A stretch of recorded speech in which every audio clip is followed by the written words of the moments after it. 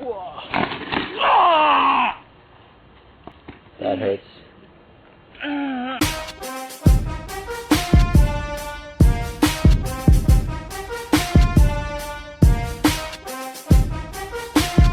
How's it going, guys? Welcome to the James Skrmetta Experience, episode 19, the last episode before Thanksgiving, so enjoy your holidays. Before we get started, I wanted to talk about a few different projects that we had going on here and some exciting news.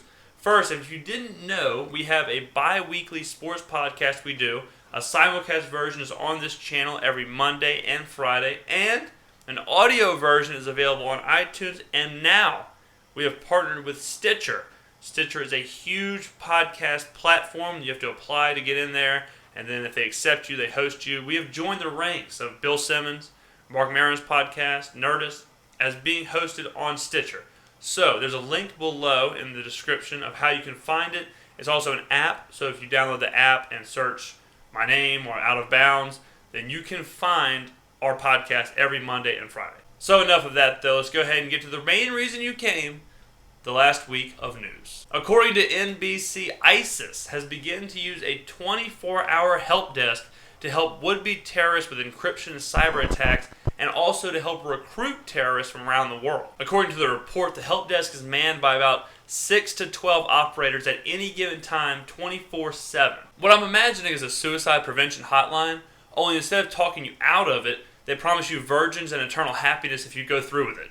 Louisiana Governor Bobby Jindal has suspended his campaign and ended his run for the White House. The announcement shocked the nation, mostly because I don't think anyone knew Bobby Jindal was running for president. Taco Bell is doing what it can to save a part of its illustrious history. The company has decided to move its first ever location across California to its headquarters in Irvine. Taco Bell is encouraging fans to follow the 400 square foot building across California to its new forever home. I don't know how long this is going to take, but Taco Bell better hurry up, because let's just say plans like this are going to hit a wall in 2016. Thanks to a study in Canada involving more than 8,000 patients, researchers have found that rectal thermometers are about 10 times more accurate than traditional oral thermometers. I don't know what the fuss is all about. When I go to the doctor, the only difference I can tell between the two is the taste. A mistake from a pair of New York cops has cost the department quite a bit of money. A New York man spent about a month in the pen after cops mistook his homemade soap in the trunk of his rental car for cocaine. The man is asking for more than $150,000 for not only his time, but legal fees and damages in the arrest.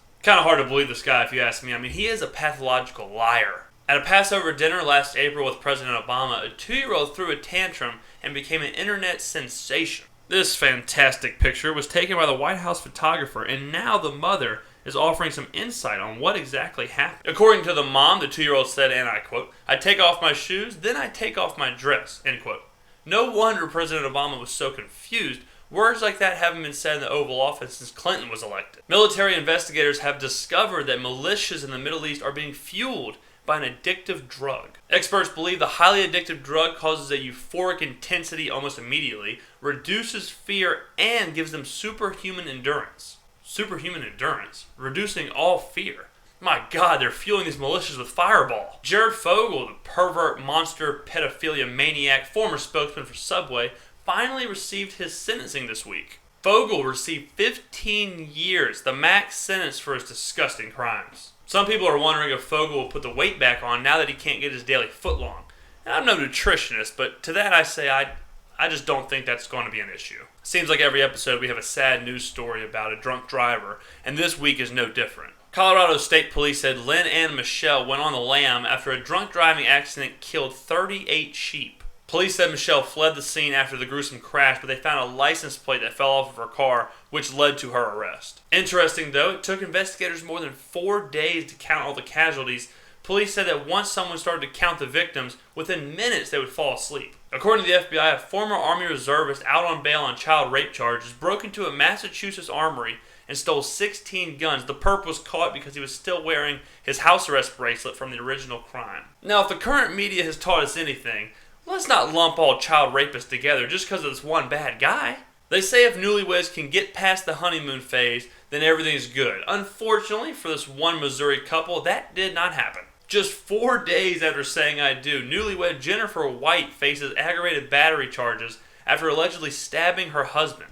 When I first saw this mugshot, I'm not going to lie, I got really nervous. For a second there, I thought we weren't getting a train wreck too. Deputies said they found the husband suffering from multiple stab wounds in a bar in the town of Salisbury. Officers haven't said what the weapon was, but if I'm using context clues, I can only guess it was a Salisbury steak. Baltimore Mayor Stephanie Rawlings Blake has defied her governor and reached out to Syrian refugees. Rawlings Blake said the city has strong traditions of welcoming refugees seeking assistance from crisis around the world. The city even put together a video to try and persuade the refugees to leave their violent and war-torn homes. Let's take a look.